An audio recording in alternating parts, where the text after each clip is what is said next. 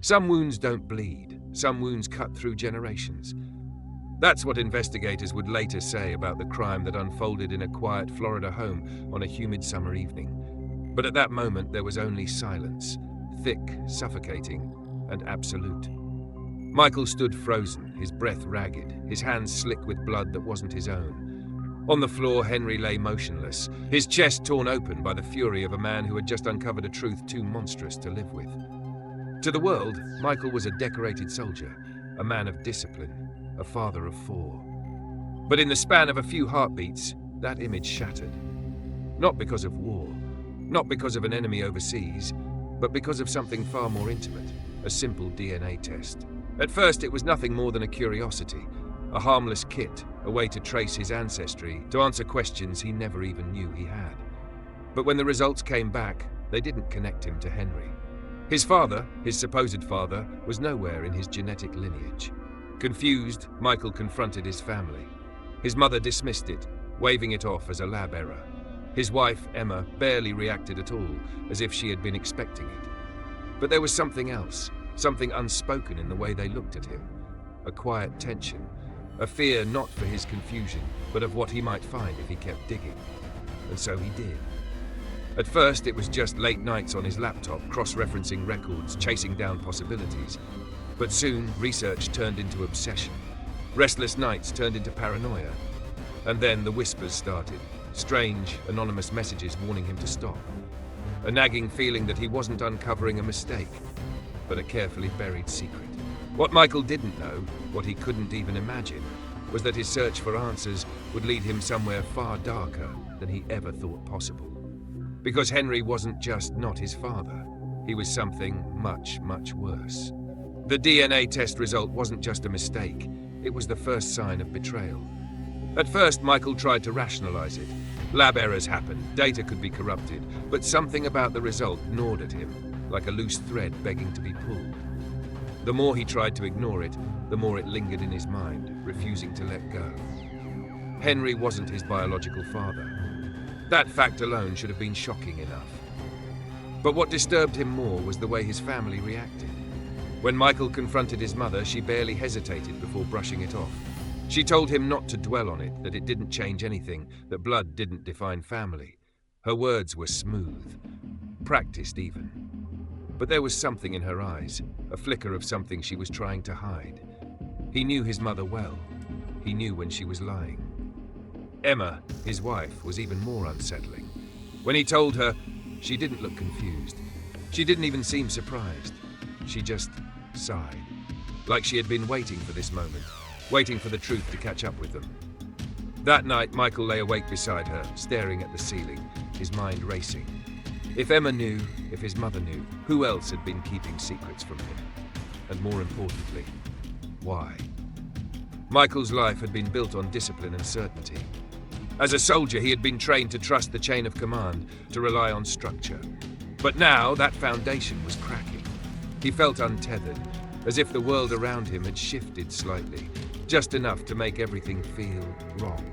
The memories of his childhood played in his mind like a distorted film reel. The way Henry would look at him, not with fatherly warmth, but with something else, something colder. The way his mother would stiffen when he asked questions about his early years. The way certain family photos seemed deliberately arranged, as if to hide something just outside the frame. He couldn't ignore it. He wouldn't. Michael did what any trained investigator would do. He started looking for answers. First, he ordered another DNA test from a different company. When the results arrived, they confirmed the first. Henry was not his father. It wasn't a mistake. It wasn't a fluke. It was the truth. And if his mother wouldn't tell him what was going on, he would find out himself. That's when he hired the private investigator. The man's name was Daniel Price. He had a reputation for digging up the kind of truths people wanted buried. Michael handed over everything, his birth records, old family documents, anything that might hold a clue. And then he waited. Days passed, then weeks. Michael started to notice things. Strange cars parked on his street late at night, the feeling of being watched. Anonymous messages appearing in his inbox, let it go, stop digging. Michael had spent years in combat zones, he knew what paranoia felt like. This wasn't paranoia, this was real. Finally, Daniel called.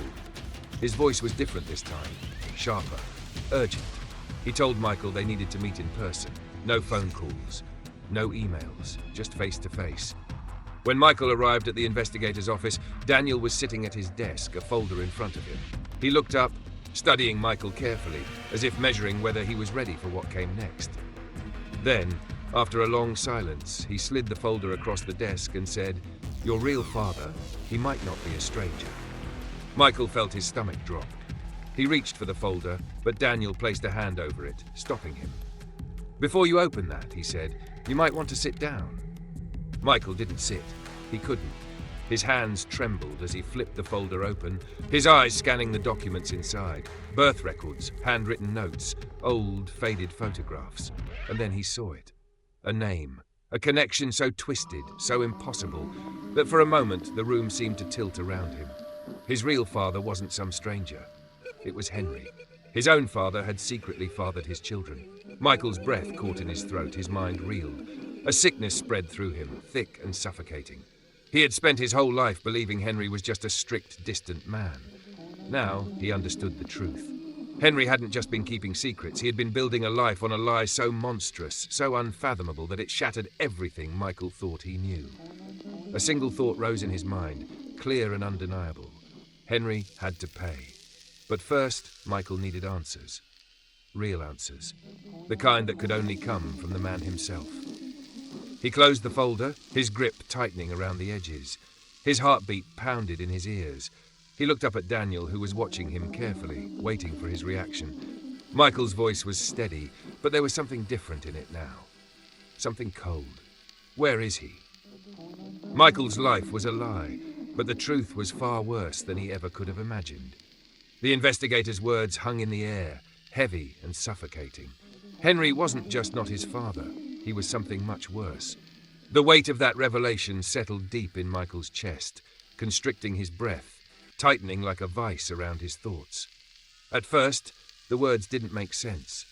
They clashed against every childhood memory, every moment of discipline, every forced smile in family photos. But as the investigator continued, every piece of his past began to rearrange itself into something twisted, something monstrous. Henry wasn't just the man who raised him. He was his biological father, his own blood. And Michael's children, his 4 innocent children, were not just his sons and daughters. They were his half-siblings. The room spun. Michael gripped the edge of the table, his knuckles white. The investigator spoke carefully, methodically laying out the horrific truth. DNA didn't lie. The genetic markers were indisputable. Henry had been having an affair with Michael's mother for years, hiding in plain sight, wearing the mask of a devoted husband and father. He had groomed Michael's trust, controlled his reality, and then, when Michael unknowingly built a family of his own, Henry's sickening secret had bled into yet another generation. Michael's mind clawed for an explanation, but nothing could justify this nightmare. He thought of Emma, the woman he had trusted more than anyone. Did she know? Had she pieced it together before him? And his mother, her weary eyes, the way she dismissed his questions, the way she begged him to let it go. She had known. Of course, she had known. And she had done nothing. Rage swelled in Michael's chest, thick and suffocating. It was a different kind of anger than he had ever known before, deeper, more consuming. It wasn't just betrayal. It was a violation of everything he had ever believed about himself, his family, his very existence. His body moved on its own. He barely remembered leaving the investigator's office. The next thing he knew, he was gripping the steering wheel, his vision blurred, his breath ragged. He had to confront him. He had to hear Henry say it. He had to look into the eyes of the man who had stolen his life and demand the truth. When Michael stormed into the house, Henry was there, sitting at the dining table like nothing had changed, like the world hadn't just come undone. The audacity of it made Michael's blood boil. His voice shook as he demanded answers, demanded Henry to admit to what he had done. But Henry didn't deny it. He didn't even flinch. He leaned back in his chair, exhaling slowly, his face unreadable. "I did what I had to do," Henry said, his tone eerily calm. "You wouldn't understand." The words struck Michael like a slap. The casual dismissal, the arrogance, the complete lack of remorse. Michael's hands trembled. His chest heaved. He could hear his own heartbeat pounding in his ears. His entire body was screaming for justice, for retribution, for something to make sense of the unimaginable horror he had just uncovered. Then Henry smirked, a slow, deliberate expression that sent a chill down Michael's spine. He tilted his head, his gaze sharp, calculating. "You think you're the first to figure it out?" he murmured. "You think you're the only one who ever wanted to do something about it?" Michael felt something snap inside him, a flash of movement, a struggle, his fists connecting with Henry's face, the sickening crunch of bone against bone. Henry staggered back, laughing, a deep, guttural sound that sent Michael into a blind fury. His hands found something solid, a weapon. He swung, again, again, again. Then silence. The laughter stopped. The only sound was the ragged rhythm of Michael's breathing. Blood pooled on the floor, seeping into the cracks of the wooden panels. Henry's body lay still, his eyes wide open, unblinking. Michael stood frozen, his chest heaving, his pulse thundering in his ears. The weight of what he had done crashed down on him all at once. His hands, his father's blood, his father. And then the real horror set in. He wasn't horrified because he had killed Henry. He was horrified because, deep down, it felt like justice. And that was the moment he realized. This was never just Henry's secret. It had been everyone's, his mother's, his wife's. And maybe, just maybe, Michael had been doomed to play his part in it all along. The weight of generational sin had finally come full circle, and there was no undoing it now. Some secrets were never meant to come to light. By the time police arrived, the scene was eerily silent. The echoes of Michael's rage had faded, leaving only the sound of his heavy breathing and the slow drip of blood pooling at his feet. He didn't resist. There were no last words to Henry, no frantic attempt to escape, no denial of what had just happened. He simply stood there, the weight of his entire life crashing down on him in an instant. When the officers pulled his hands behind his back, securing the cold metal cuffs around his wrists, Michael didn't fight. He barely even blinked. His mind was elsewhere, trapped in the past, reliving every moment that had led to this night. For the investigators, the motive wasn't immediately clear. A decorated soldier, a family man, and by all accounts, a devoted son. What could have driven Michael to such a brutal act? But as the layers of this twisted family history began to unravel, the truth was far darker than anyone had imagined. Emma's reaction was not what authorities expected. She didn't collapse in grief. She didn't plead for her husband's innocence. Instead, she stared at Michael through the bars of the holding cell with an expression that was impossible to decipher.